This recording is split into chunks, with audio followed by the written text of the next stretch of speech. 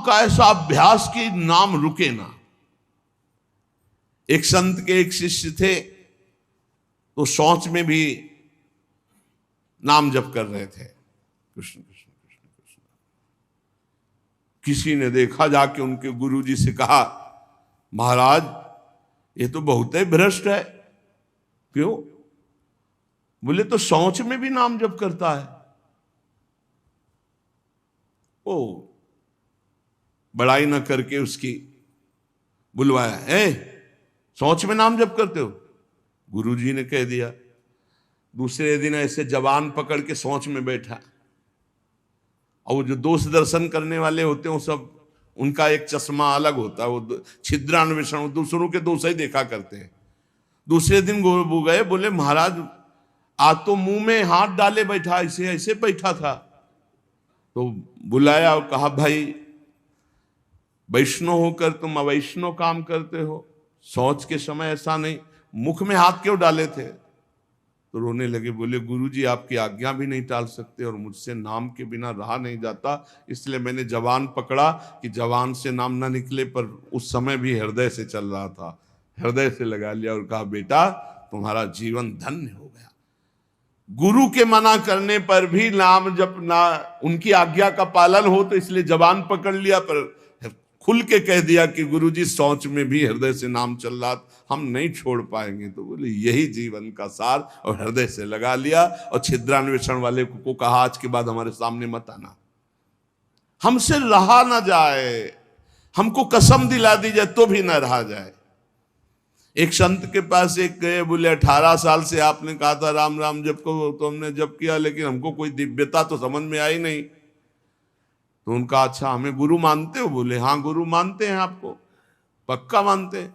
बोले तुम्हें हमारी कसम है, बस कल तक ये नाम ना जपना, फिर कल आओगे तो हम ऐसा मंत्र देंगे कि बहुत जल्दी तुम्हारे को सिद्धि प्राप्त हो जाएगी। वो ठीक है, प्रणाम करके चले, शुरू हुआ अभ्यास। अब गुरुजी ने कसम खवाई तो सीढ़ी नहीं उतर पाए, रो के आए, बोले गुरुजी ऐसा तो नहीं हो सकता, अब नाम तो नहीं छूट सकता गुरुजी, आपने कसम खवा दी, इतनी देर में कितने नाम चल गए गुरुजी, अब ऐसा नहीं। बोले बस यही मिला 18 साल से, जो नाम में तुम्हें प्रियता हो गई, अब क्या दुर्लभ रह गया, आगे जब इसका फल प्रकाशित होगा तो सच्चिदानंद भगवान का मिलन। तो हमारा स्वभाव बन जाए कि रहा ना जाए बिना भजन के, हमारा जीवन भजन बन जाए। मत प्राणाह उसे ही कहते हैं, हर श्वास में भगवान का स्मरण। गोपीजनों के लिए भगवान ने कहा, मन मनस का ता मन मनस का मत प्राणा मदर्थ त्यक्त दहिका। मन मनस का, उनका मन मैं हूं, उनका प्राण मैं हूं। गोपियों के हृदय में श्री कृष्ण प्राण है, गोपियों के मन श्री कृष्ण है, मेरे लिए समस्त देह सुखों का त्याग कर दिया। देखो भगवत प्राप्ति ऐसे नहीं होती, मेरे मन से जीवित हैं गोपियां। भगवान ने कहा मेरे प्राण ही गोपी के प्राण है, भगवान के प्राणों से अनुप्राणित, भगवान के जीवन से जीवित। ये क्यों? भगवद स्मरण, हर श्वास तो भगवान को प्राण समर्पित, हर वृत्ति तो चित्त और मन समर्पित, पूरा निश्चय भगवान मेरे तो बुद्धि समर्पित, और अहम भगवान के दासत्व में समर्पित। जब श्री भरत जी महाराज चित्रकूट जा रहे हैं तो भरद्वाज जी के आश्रम में तो उनको रात्रि में बड़ा संकोच हो रहा है भरद्वाज जी से एकांत में मिलने की, क्योंकि भरत जी को एक अंदर चुभन थी कि मेरे को ही लक्ष्य बनाकर कैकेयी मैया ने राम जी को 14 वर्ष का वनवास, तो बड़ा कि मैं ही ऐसा कलंकी हूं जिसके कारण मेरे प्रभु को इतना कष्ट, तो बड़ा सकुच कर रहे थे।